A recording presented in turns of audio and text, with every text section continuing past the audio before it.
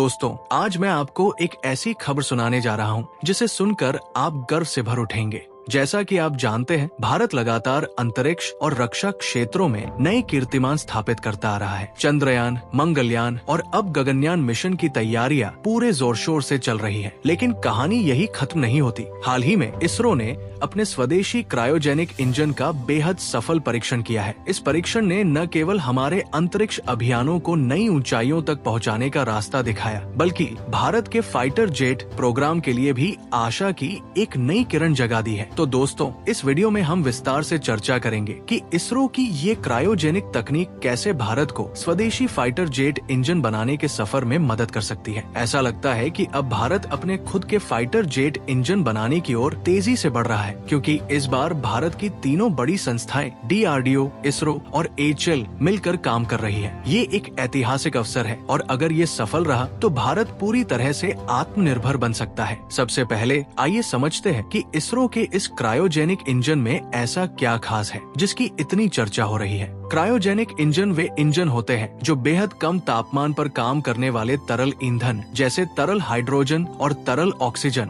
का उपयोग करते हैं। ये ईंधन 200 डिग्री सेल्सियस से भी कम तापमान पर रखे जाते हैं। ये तकनीक जितनी सरल सुनने में लगती है, असल में उतनी ही जटिल और चुनौतीपूर्ण होती है। ठंडे ईंधन को संभालना, उसे सही प्रोपल्शन देना और स्थिर तापमान बनाए रखना आसान काम नहीं है। इसरो ने इस क्षेत्र में अपनी जबरदस्त इंजीनियरिंग और मेटलर्जी की क्षमता का प्रदर्शन करके दिखा दिया है कि भारत किसी भी मामले में पीछे नहीं है। अब सवाल उठता है कि जब फाइटर जेट इंजन अत्यधिक उच्च तापमान पर काम करते हैं तो क्रायोजेनिक तकनीक जो बहुत ठंडे वातावरण में काम करती है, उसका फाइटर जेट इंजन से क्या संबंध हो सकता है? यही वो सवाल है जिसका जवाब आपको चौंका देगा। दरअसल क्रायोजेनिक इंजन के निर्माण में इस्तेमाल होने वाली उन्नत मिश्र धातुएं, टरबाइन और उच्च तकनीकी कलपुर्जे फाइटर जेट इंजन के विकास में बेहद मददगार साबित हो सकते हैं। फाइटर जेट इंजन भी अत्यधिक तापमान, ऊंचे दबाव और तेज घर्षण जैसी कठिन परिस्थितियों में काम करते हैं। इसरो ने जिस स्तर की मटेरियल स्टडी और उत्पादन विशेषज्ञता प्राप्त की है, वो फाइटर जेट इंजन बनाने वाले वैज्ञानिकों और इंजीनियरों के लिए किसी वरदान से कम नहीं है। अब तक भारत अपने तेजस फाइटर जेट के इंजन के लिए अमेरिका के G404 और G414 इंजनों पर निर्भर रहा है। तेजस मार्क 1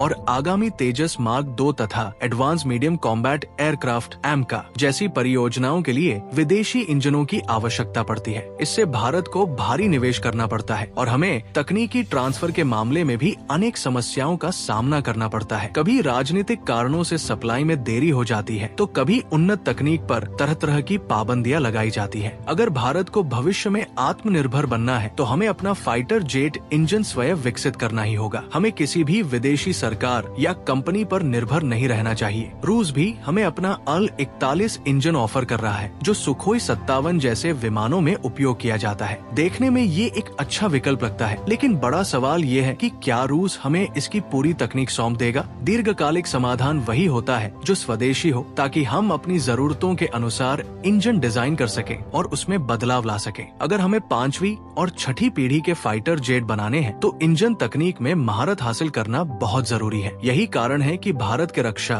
विशेषज्ञ, वैज्ञानिक और इंजीनियर इसरो की ओर उम्मीद भरी निगाहों से देख रहे हैं। इसरो ने जिस तरह से क्रायोजेनिक इंजन में मेटलर्जी और उत्पादन गुणवत्ता पर बेहतरीन काम किया है, वो फाइटर जेट इंजन के turbine blade, compressor, combustion chamber और उच्च तापमान कंपोनेंट के विकास में सीधे तौर पर उपयोग किया जा सकता है। भारत ने पहले भी कावेरी इंजन प्रोजेक्ट शुरू किया था, जिसका उद्देश्य तेजस फाइटर जेट के लिए स्वदेशी इंजन बनाना था, लेकिन तकनीकी बाधाओं और संसाधनों की कमी के कारण ये प्रोजेक्ट सफल नहीं हो पाया। हालांकि इससे हमें बहुत अनुभव मिला। अब अगर इसरो की तकनीकी विशेषज्ञता और कावेरी इंजन के पूर्व अनुभव को जोड़ा जाए तो आने वाले वर्षों में एक दमदार स्वदेशी इंजन विकसित करना मुश्किल नहीं होगा। अगर DRDO, HAL और इसरो मिलकर एक मिशन मोड प्रोजेक्ट शुरू करें तो ऐसा कोई कारण नहीं है कि भारत अपना स्वदेशी फाइटर जेट इंजन विकसित न कर सके। आज जब इसरो का क्रायोजेनिक इंजन टेस्ट सफल हुआ है तो पूरी दुनिया की नजर हम पर टिकी हुई है।